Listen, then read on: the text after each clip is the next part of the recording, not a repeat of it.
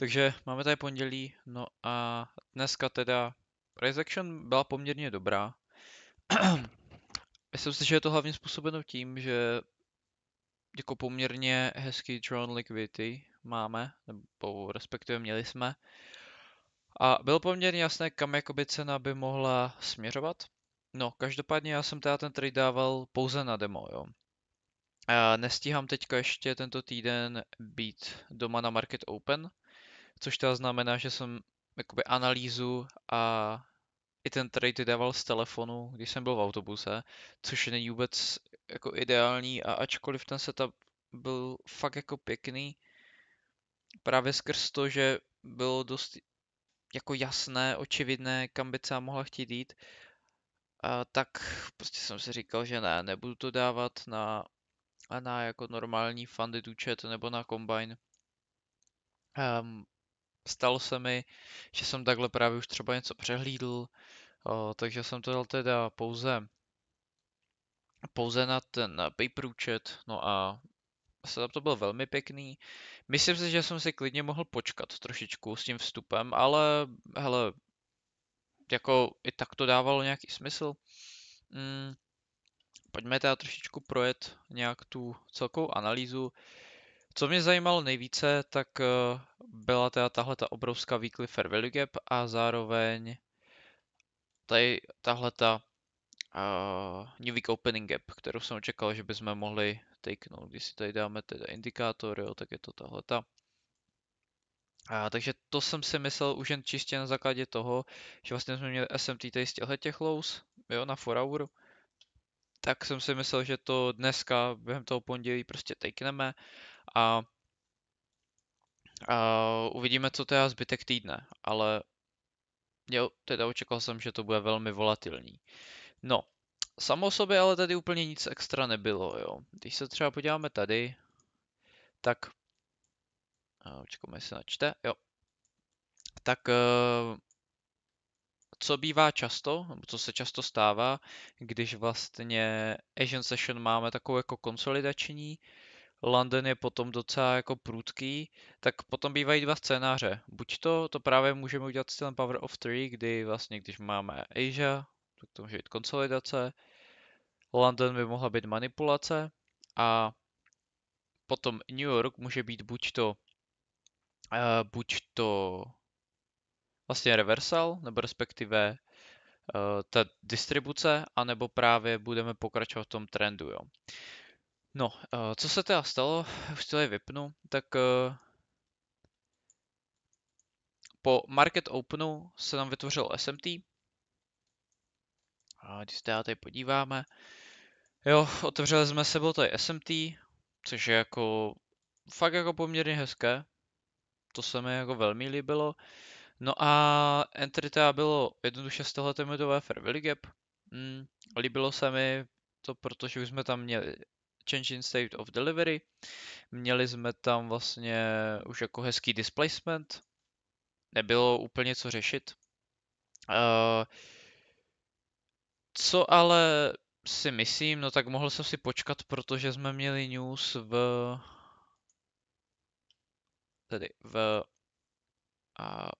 9:45, to je nějaké to PMI, což jako udělalo tady takovouhle prudčí svíčku.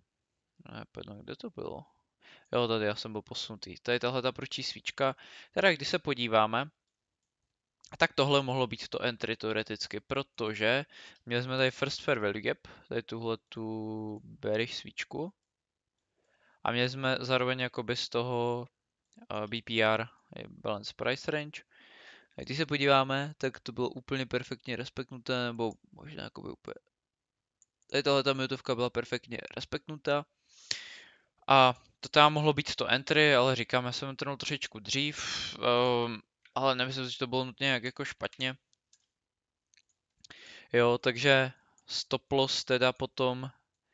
Stop loss byl velmi zajímavý, já zkusím najít screen, jestli to najdu. Jo, takže tady to vlastně mám v těch výstřižkách, tady se podíváme.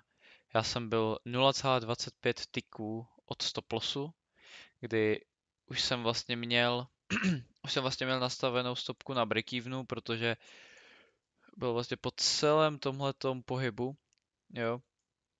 A už jsem si říkal, my jsme doslova byli od té weekly fair value gap, když se tady podívám,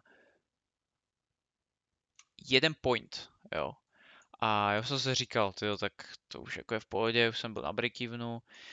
Potom přišel obrovský drop a já jsem byl 0,25 tiku od, bo 0,25 pointů můžeme říct, jo, jakoby čtvrt pointu, tak jsem byl vlastně od stop lossu, jo. Nechal jsem to, ale teda cena se reversla, potom už jsme hezky takeli ten draw, nebo to draw on liquidity, to new big opening gap a weekly fair value gap.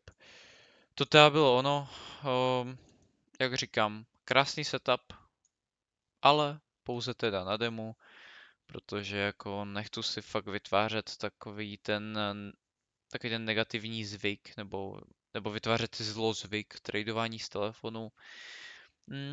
Prostě teďka je priorita soustředit se na správné setupy, jít na kvalitu než na kvantitu a to je asi tak všechno, jo. Takže ještě se teda můžeme podívat, co bych teda, nevím, proč tady mám tu 5minutovku takhle, co by se teďka tady mohlo třeba odehrávat. A jdeme se tady, jak to vypadá.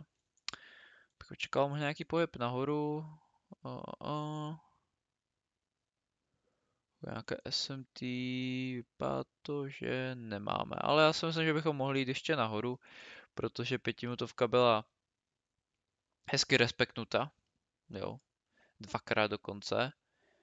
Takže to jako si myslím, že vypadá velmi pěkně. Mohli bychom mít teoreticky možná tady pro tuhle buy side. To by mi dávalo možná smysl. Tady máme taky ještě nějaké volume balance a tak dále. Jo, myslím si, že pro tu buy side bychom ještě jít mohli. Každopádně těžko říct. To je zase nějaké SMT. A, a tak no.